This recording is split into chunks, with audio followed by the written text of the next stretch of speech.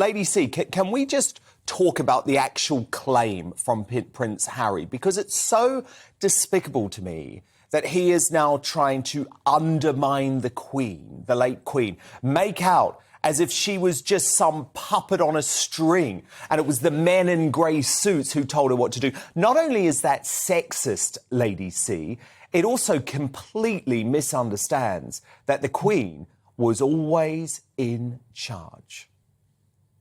Well, absolutely. She was in the driving seat. She is the person who made the decision.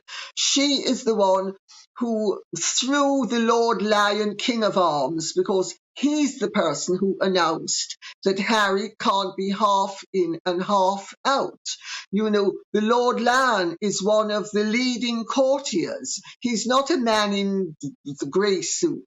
And, you know, if he was in a position to do it, you can depend on it.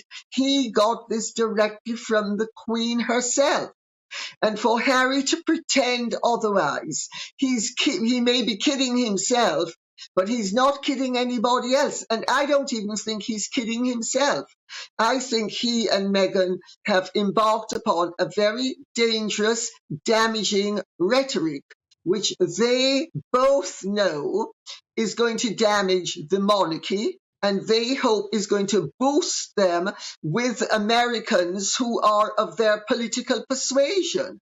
There's an awfully strong underlying undercurrent to all of this, which is that it is politically motivated so that they can gather greater influence and make more money. Now, speaking of Megxit, Lady C, another thing that certainly wasn't touched on in the Netflix doc was the devastating impact Harry and Meghan's departure had on the health of the ailing Queen Elizabeth II. According to an insider speaking to the Mail on Sunday, it really affected the Queen's health. Yes, she was elderly and there were other issues with that, but nevertheless, all the Harry and Meghan claims certainly contributed to that. So, Lady C, is it wrong for Meghan and Harry to claim no responsibility for the damage they so obviously caused the Queen? Well, of course it's wrong. You know, they know that they have damaged her health.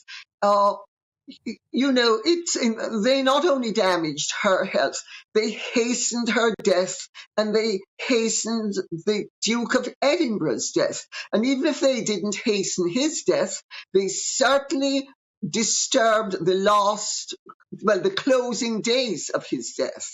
You know, but where the Queen herself was concerned, I've been saying this now for over a year, that they were undermining the Queen's health and aggravating underlying health issues in the most detrimental way. I have no doubt that they stole a considerable period of time that she would still have had they not put all of this tremendous pressure on her. Because remember, they weren't only attacking her and the family, they were also attacking the Commonwealth.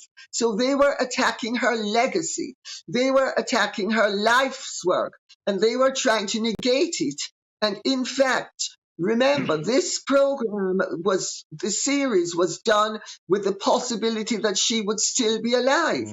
I know, that's what I can't get my head around. On the Commonwealth. Yeah, no, I know. It's totally despicable. I guess Phil Dampier, Harry and Meghan's camp, like to say, hang on a moment, wasn't the late Queen more stressed about the troubles with Prince Andrew? It was all stress, wasn't it? You know, she was in her mid-90s. She had to cope with Prince Andrew, said to be her favourite son. She had all the aggravation there. They didn't help. Then, of course, Prince Philip died. So it was all massive. I mean, she had this amazing ability, the Queen, to compartmentalise problems.